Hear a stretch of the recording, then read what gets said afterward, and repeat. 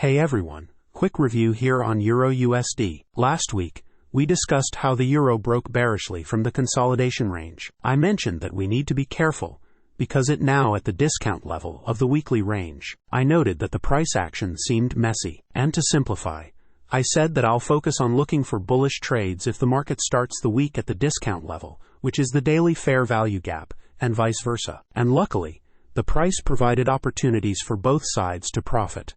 To save time, you can go back and review the video for more detailed information on everything we discussed. However, the most important point to mention is that my expectation from last week for a consolidation range to form here.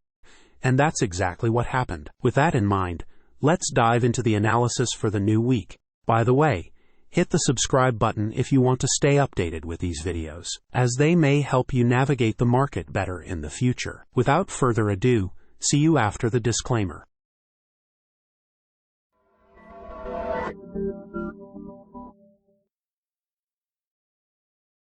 Looking at a clean chart on the 4-hour time frame, we notice that there hasn't been much movement at all. Price didn't even break the internal range liquidity. Looking at the economic calendar for the week, we can see that we have high-impact news scheduled from Monday through Friday, with the most significant releases marked in red on Tuesday, Thursday, and Friday.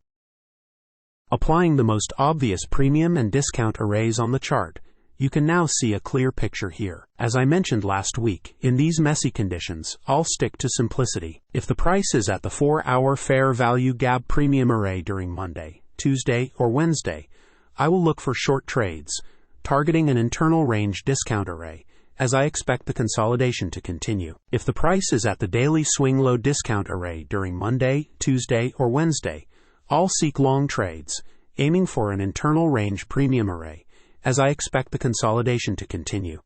That wraps up today's video. I hope you found it helpful for your studies. Till next time, be safe.